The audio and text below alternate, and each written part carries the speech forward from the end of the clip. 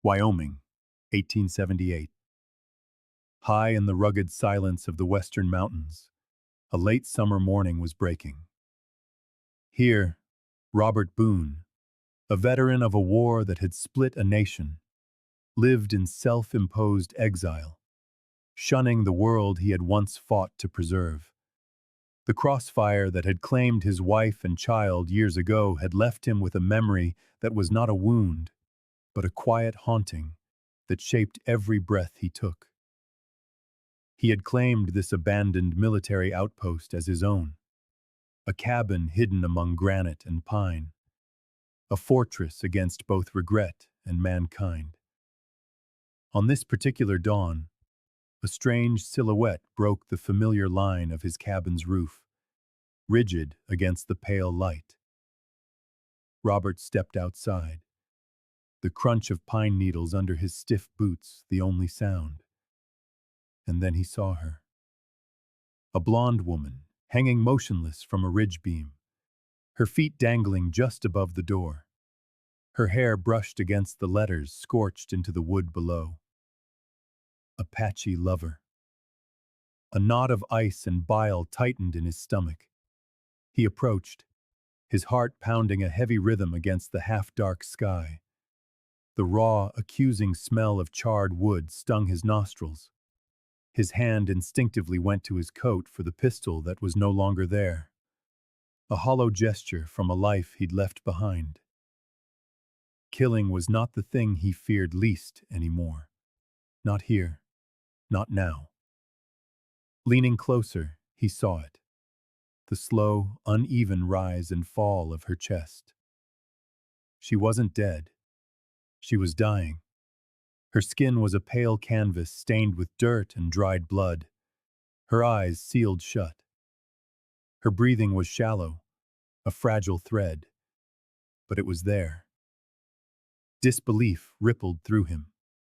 Bracing himself, he lifted her, her slight weight leaning into him like a broken bird. He slung her over his shoulder with a careful purpose, ignoring the ache in muscles long unused to tenderness. As he carried her down the slope behind the cabin, the world seemed to hold its breath. Then the silence shattered.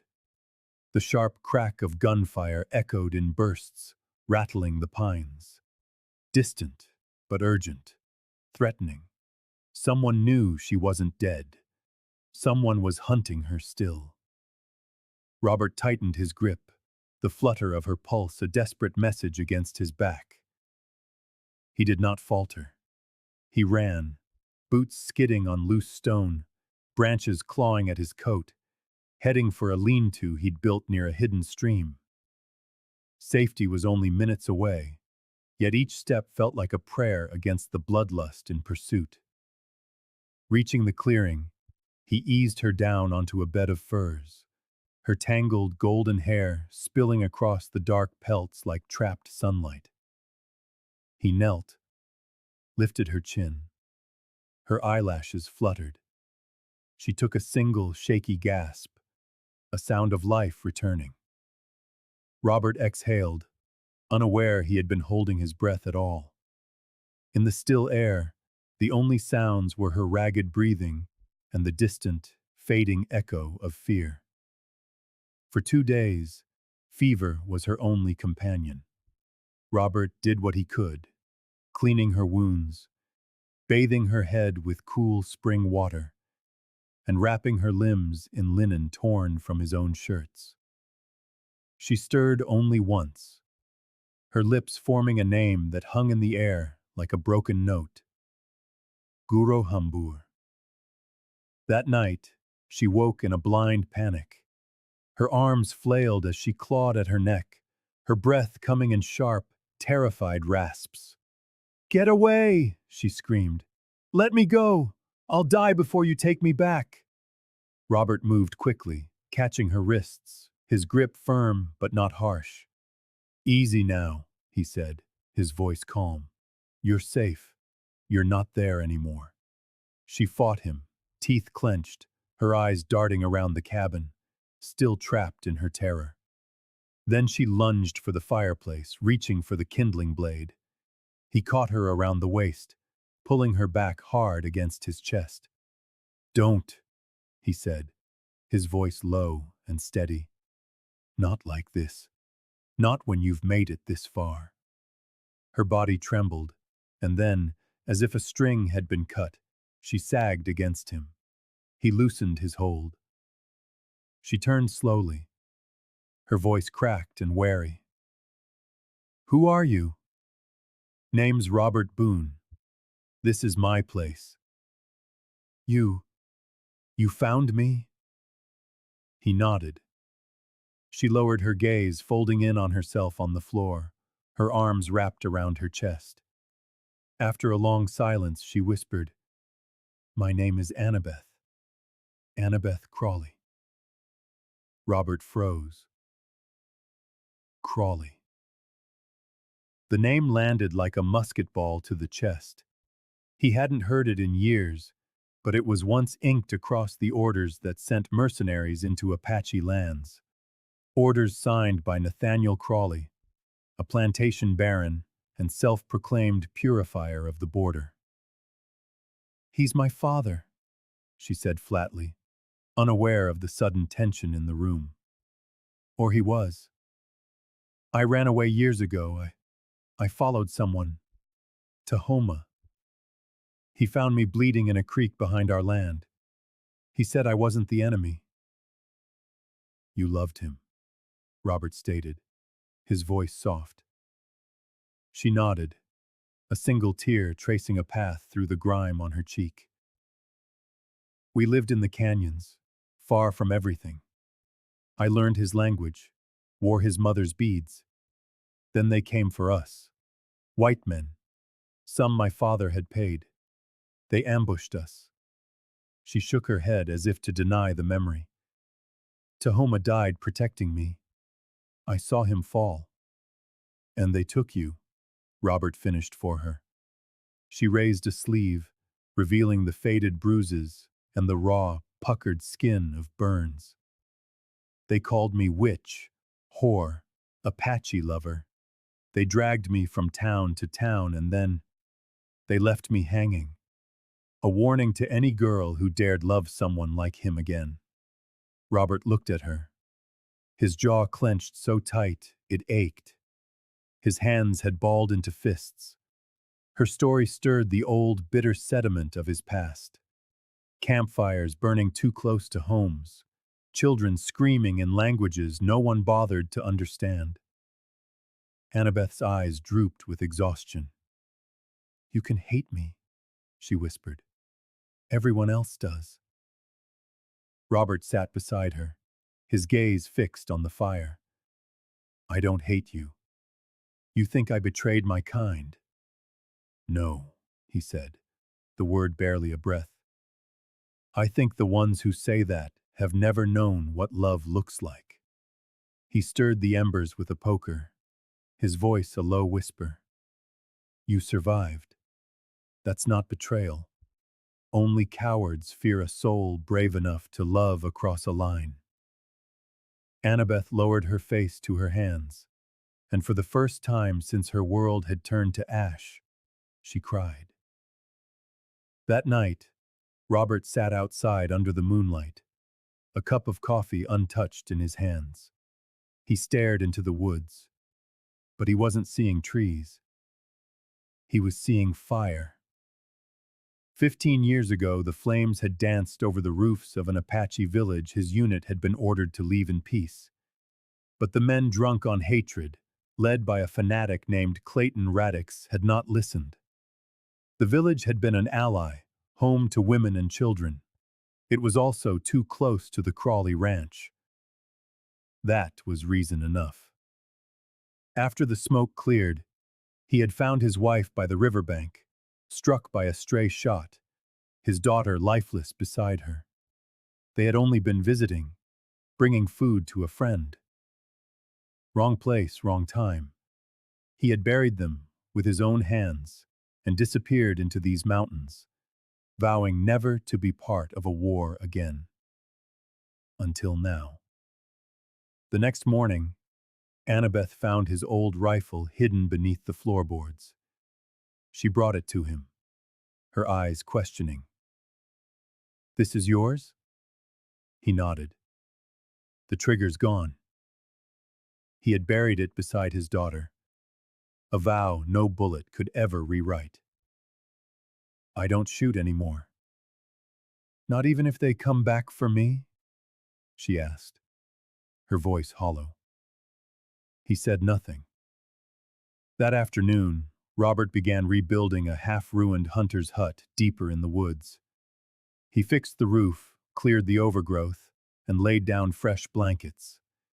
He wasn't just building her a shelter.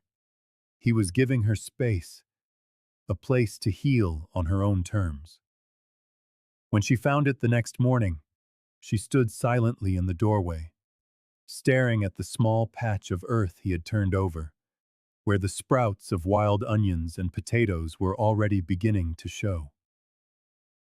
"You built this for me?" she asked, her voice thick with emotion. He nodded once. "I never asked you to." "You didn't have to." She stepped inside and sat on the edge of the bedding, her shoulders trembling. The sobs that followed were not of grief, but of release from Alcon, the aching, quiet tears of someone who hadn't felt safe enough to weep since death first came knocking. Robert stood back, letting her be. For the first time in years, the man who thought he had nothing left to give, gave something more lasting than protection.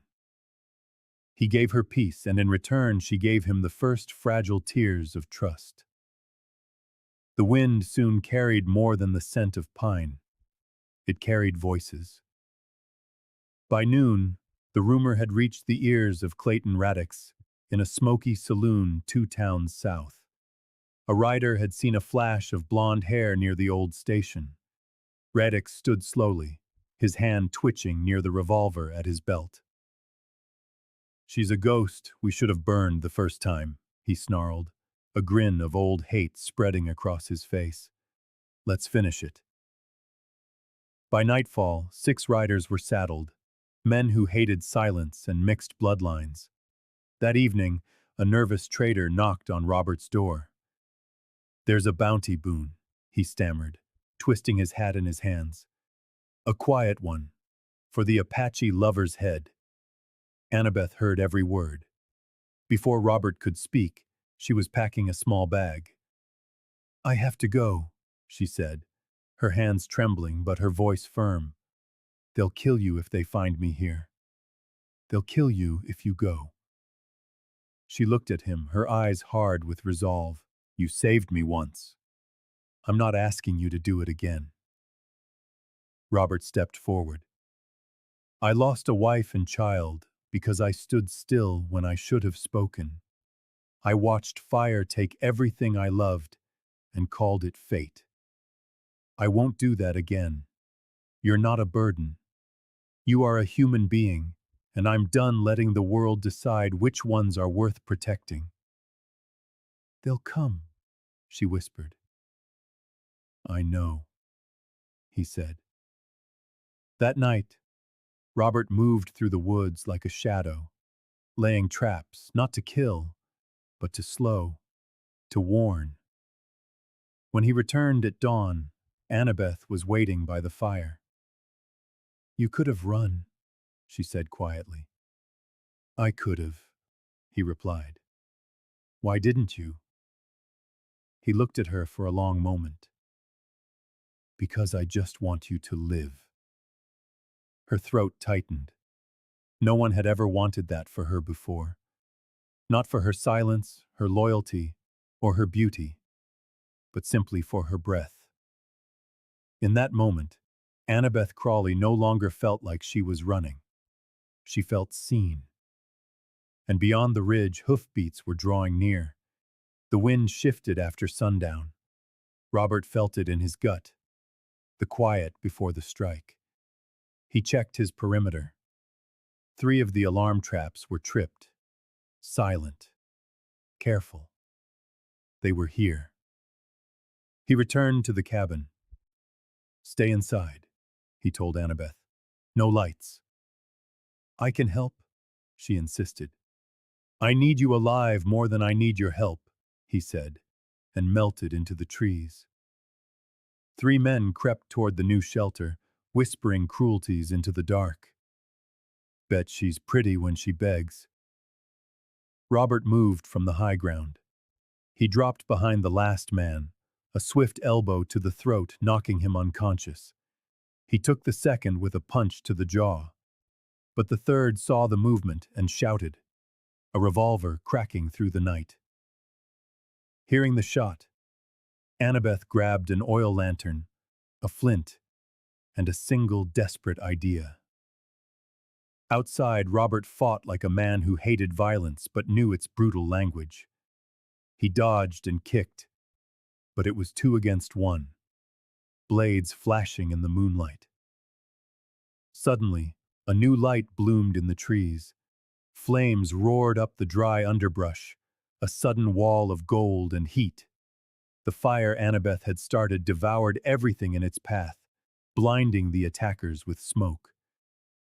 Robert used the moment, breaking the leg of one man and dragging the other to the dirt before turning and running toward the glow, toward her. He found her near the base of a ridge, her dress singed, holding a burning stick like a sword. He grabbed her arm and pulled her toward a ravine trail, toward the mouth of an old cave hidden deep in the canyon wall. Inside, the air was cool and still. They collapsed in the dark, their breath coming in ragged gasps, their skin marked with soot and ash, the forest burning behind them. She winced as he gently brushed the hair from her face. A long, dark lock had burned at the ends, singed into a brittle, blackened curl. You set the woods on fire, he said, the ghost of a smile in his voice.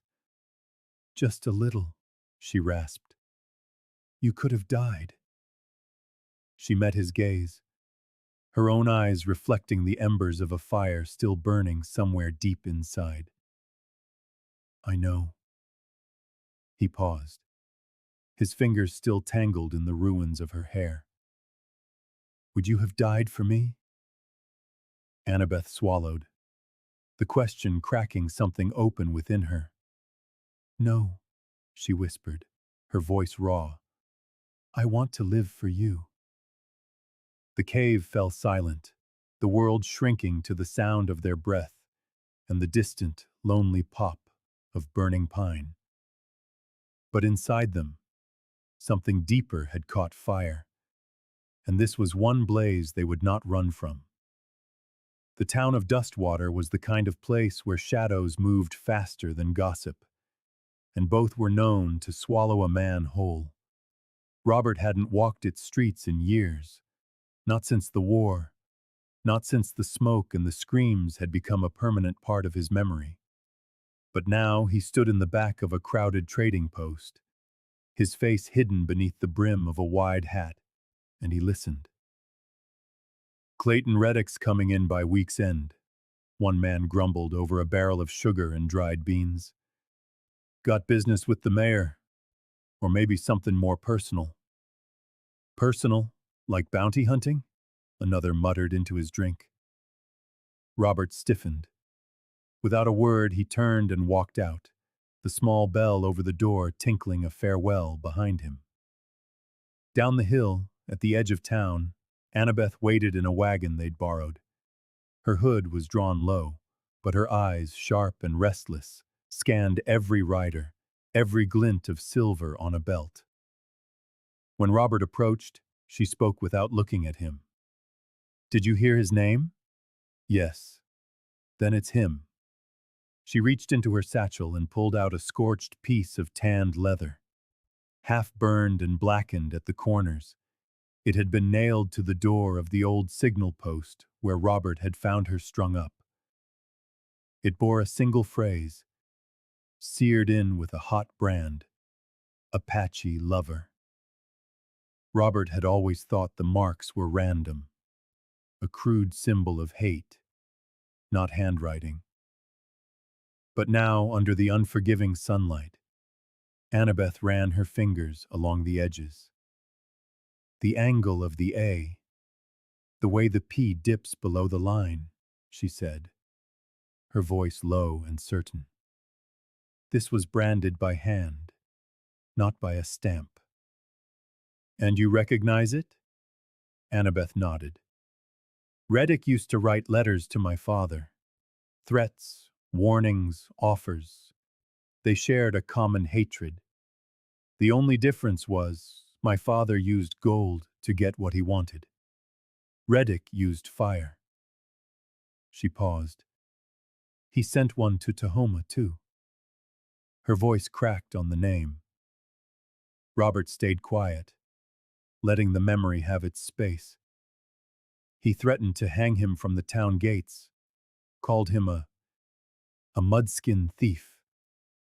He wrote it all in that twisted cursive, just like this. She held up the leather again. Her hands no longer shook. Robert took it from her, his gaze fixed on the seared word. He's not just hunting us, he said, the realization settling heavy in his gut. He's hunting memory.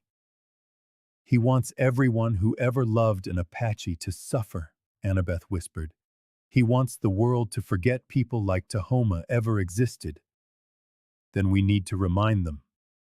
Robert had no badge, no army, and no allies. But he had a truth and a fire inside him that hadn't truly burned in 15 years. They made camp in the foothills outside Dustwater, where Robert crafted a plan, one built not from bullets, but from proof. That night, they slipped into town and visited the church, finding the old parlor where donations and letters were stored. Annabeth remembered a letter her father had once burned after reading it. A letter from Reddick, warning of his daughter's dishonor. A half-charred draft copy was still there, filed away as documentation for a land donation. It contained the threat, the slur, and the unmistakable twisted handwriting. Robert took it, wrapping it carefully. Next, they rode to the old marshal's cabin. The new deputy was young, but his eyes were clear, and he listened. Robert laid the branded leather on the table, followed by the charred letter. He told him everything, without a tremor in his voice, without asking for trust. "We're not here to hang anyone," Robert said. "We're here to show you the rope." The deputy looked from the man to the woman, then nodded slowly. "Reddick arrives Friday. He's been gathering men. But if this is true, people ought to know who they're letting into their homes." Annabeth stepped forward. "I don't need them to love me," she said, her voice steady. "I just need them to see me as a person, not a lesson." Robert looked at her, a flicker of pride warming his chest. They were no longer fugitives. They were witnesses. The fight wasn't over, but the silence was. Dustwater had not seen a crowd this size in years. They gathered near the courthouse steps, not because they were ordered, but because they were curious. Rumors had flown all week of a mountain man, a traitorous woman, and a ghost from the war, come home to stir old ashes. Robert Boone stood beneath the midday sun, sweat lining his brow, but his voice did not falter. Before him sat Mayor Holt, the town's reluctant moderator, and beside him, a small panel of elders and deputies, pretending not to grip the arms of their chairs. "I have here," Robert began, holding up the packet, "a letter written by Clayton Reddick to William Crowley, accusing his own daughter of shame and calling for the death of the man she loved." A murmur rippled through the crowd. Robert laid the letter on the table, then held up the burned piece of leather. "And this, found nailed to a cabin where that same girl was left to die, branded by hand, with the same script and the same slur." He looked out over the faces. Many avoided his gaze. A few did not. Next came the photograph. Robert pulled it from his coat pocket, a grainy, time-stained image from the war. It showed a line of soldiers outside a burning Apache village. One man stood at the front, tall, bearded, with a distinctive long-barreled revolver slung at his side. "That weapon," Robert said, turning to the panel, "is unique. Custom trigger guard, double-notched hammer. Only 6 were ever made for field captains in the Wyoming militia. One of them belonged to Clayton Reddick." Reddick, who had been standing to the side with his arms crossed, finally spoke. "This is a circus," he barked. "War stories and accusations from a recluse and a woman who betrayed her own blood." Someone in the crowd muttered in agreement. Reddick's voice rose, feeding on the fear. "We're talking about people who consorted with murderers, who welcomed savages into their beds. What's next? Will we let them raise our children?" A few heads nodded, but then a quiet voice cut through the tension. "I was there." An old man stepped from the shade near the sheriff's office. His back was bent, his beard white, and one hand clutched a wooden cane. "I was the field surgeon for the militia," he croaked. "The night of the Dustwater raid." Robert stepped aside. The old man approached the platform slowly, his knees shaking, but his voice grew steady. "Reddick gave the order. No quarter, no captives. He said he wanted the land, washed clean. We attacked before dawn. We burned everything. That was the night Robert's wife and daughter died." Reddick scoffed. "Lies from a dying drunk." The doctor looked at him, his eyes red-rimmed but fiercely clear. "You buried your guilt in whiskey, Reddick. I buried mine in silence. But only one of us still dreams of fire." The mayor turned pale. Others in the crowd lowered their heads. And then Annabeth stepped forward. No escort. No shame. She walked to the front, her hands held calmly at her sides. Then, without a word, she reached behind her back and untied her blouse. Gasps cut the air. Across her back were long, twisted scars, raised like rope, some still red around the edges, wounds that could not be hidden by time or fabric. Annabeth's voice was soft, but it carried across the square. "These weren't left by Apache blades. They weren't made in the woods by tribal men. They were given to me by white hands, Christian hands, by men who said they were saving me from sin." She faced the crowd now, her eyes unwavering. "Steelhawk didn't chain me. He taught me how to grow food with one hand and shoot a hawk with the other. He didn't own me. He listened to me, and he died protecting me." She turned, her gaze landing on Reddick like a final judgment. "You didn't hang me to punish love. You did it to silence it." A profound silence hung over the square, heavy as ash. No one clapped. No one shouted. But in that moment, no one looked at Clayton Reddick the same way again. The truth had been spoken, not from pulpits or guns, but from skin and memory. The fire of justice had not burned out. It had just begun. Clayton Reddick was sentenced by his own kind, with words as sharp as bullets and truths heavier than iron. He was taken away without honor, without a crowd to cheer his fall. And the town of Dustwater, once proud of its silence, began to find a new strength in listening. Robert and Annabeth did not stay to watch the gallows being built. They left the next morning before sunrise, riding toward the hills where no names mattered, only breath, earth, and sky. It took them 3 days to reach the ridge. The old hunting cabin was still there, its door hanging loose and its windows cracked like old memories. Robert fixed the door first, not with urgency, but with care. Annabeth gathered fresh pine needles for bedding and stripped bark to boil for a pain-soothing tea. They moved with a quiet, unspoken rhythm, as if the place itself had been waiting for them.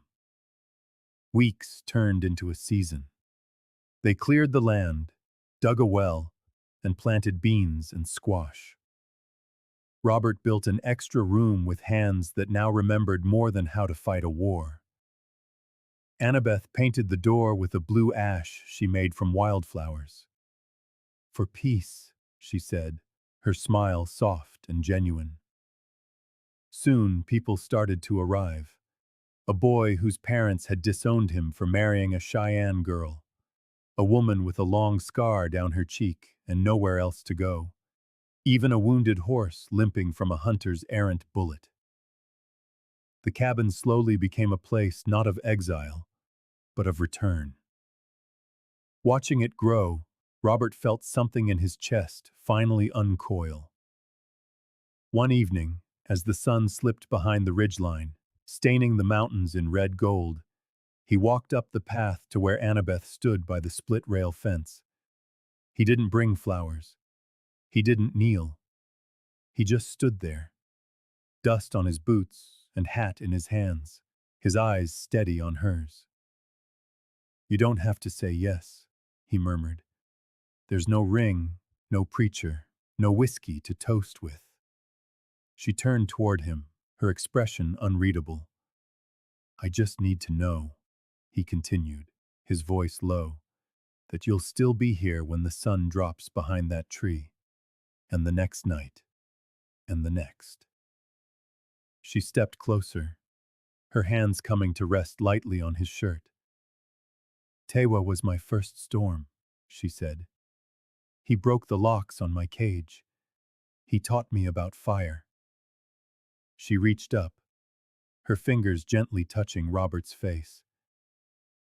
"But you," her voice trembled slightly. "You taught me stillness, that love doesn't have to be lightning to be real, that it can be the sound of wood creaking under moonlight, the scent of smoke on flannel." Robert said nothing. He only closed his eyes, resting his forehead against hers. She whispered, "Tomorrow is just a memory waiting to happen. You are my tomorrow." They didn't wed by law. They didn't take vows before witnesses. But from that night on, the wind seemed to move quieter through the trees, and the fire inside their cabin never burned out. Months later, a letter was found, tucked inside the pages of a donated book at the Dustwater schoolhouse. It bore no signature, but the handwriting was elegant, feminine, and steady. "I was once loved by a warrior who held my heart in his hands like a blade, fierce, bright, and sharp with the weight of 1,000 battles. Now I live with a man who holds my heart like soil, soft, steady, and strong enough to plant something in. One taught me how to fight. The other taught me how to stay. I have learned that love is not proven in how loud you shout, or how far you run. It is proven in how long you stay, when the fire is out and the nights are quiet. He is not my captor. He is not my savior. He is simply the one who stayed.